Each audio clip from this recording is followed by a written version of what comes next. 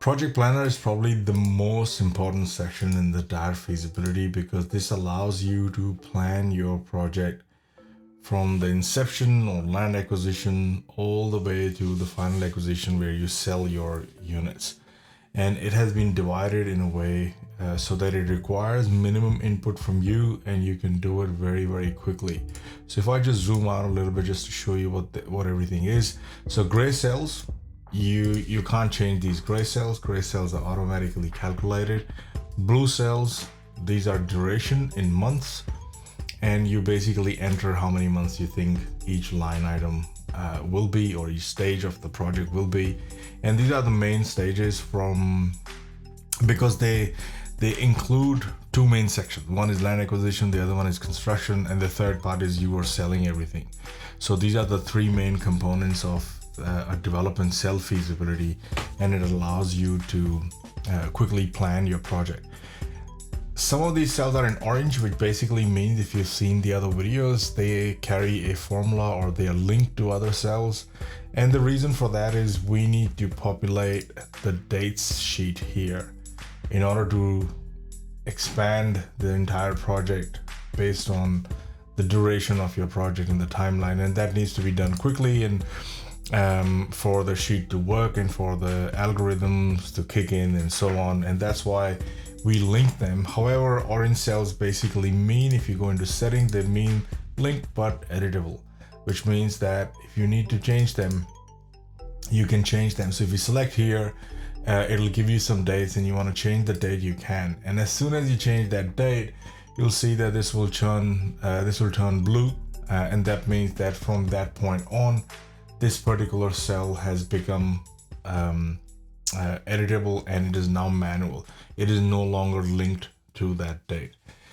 Each section has, whether or not that section you need that section or not, then you can change that out.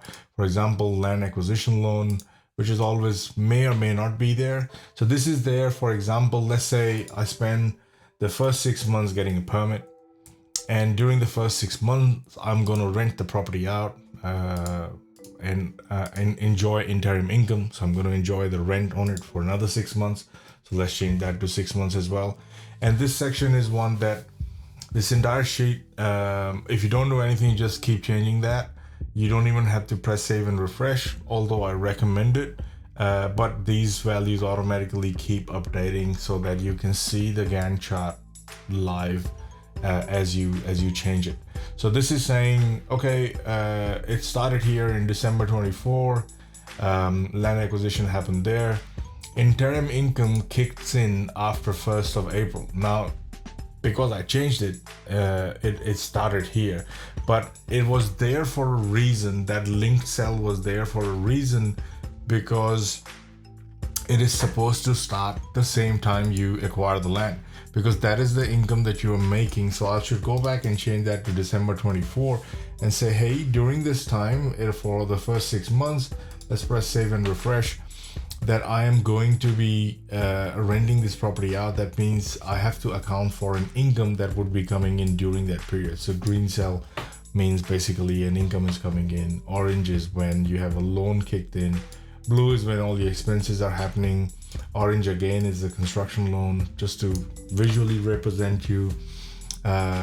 Development costs, this basically amalgamates all your timelines here from start to finish. It'll go in there. You can't do anything in the month that you settle, and that is because how all financial modeling basically considers that month where you acquire the land as month zero. That's the one where you're starting at, and that's why we manually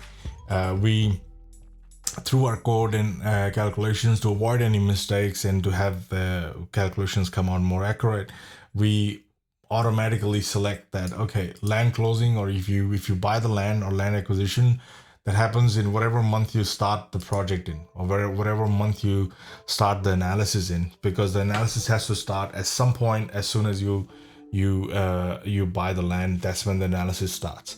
So we've actually put in these checks so that people who don't know how to use or don't know how to do a development feasibility, or they've never done it before, but they have a project, they have to do a feasibility, there are less chances of them making a mistake, because we have pre-built in certain assumptions and checks that, if not selected properly, can cause problems. And you don't have to worry about them because we've already taken care of that in the background. And then you have a construction start period. So if you see that your construction cannot start, like you can't, if I leave the calendar open, people who don't know may not select the right date, which basically means that you can't have construction starting if you haven't even closed the land. And that's why it is dependent upon either the land acquisition loan closing or on that date. So that's why that's the starting period that we come in with. However, if you say no, it's not starting in June, mate, it's starting in, let's say, August.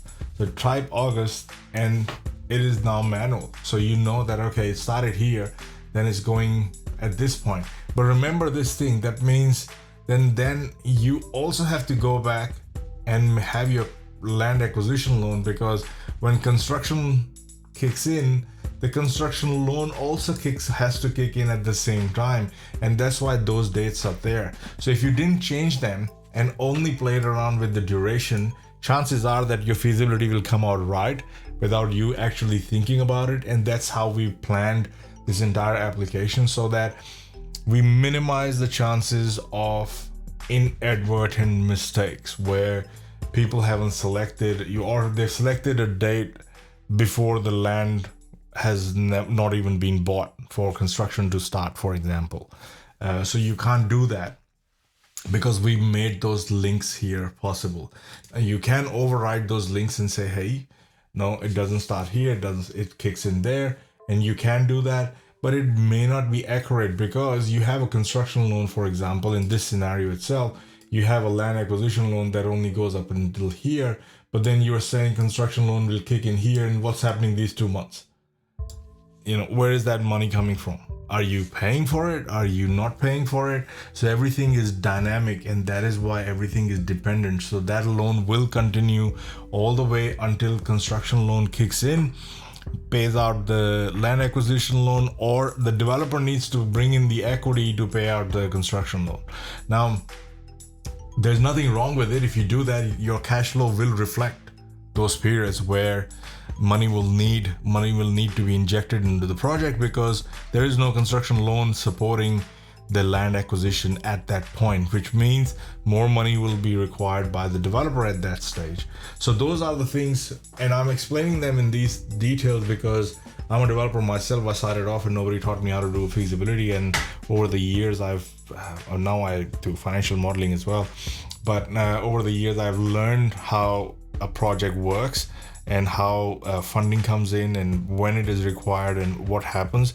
And that is why we do all this support through Edge, so people who have no idea or are the first time doing a development can see visually where the project is at, when is the construction loan coming in, so that they can correctly do a feasibility. The whole point of doing this is that anybody can do this, and if you already are a seasoned professional, then you would know what I'm talking about, and you don't have to worry about it, and you can just go about your business. But if you change these things, then you can see a full representation of your project from start to finish of how it is coming together. Yeah, that's pretty much it. You can turn these sections off. You can say there is no construction loan, but then if there is no construction loan, how are you going to do the construction?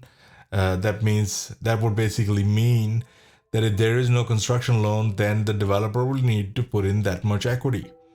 So because at any given time, all your expenses have to be funded by debt or by equity. So it is important that you look at this.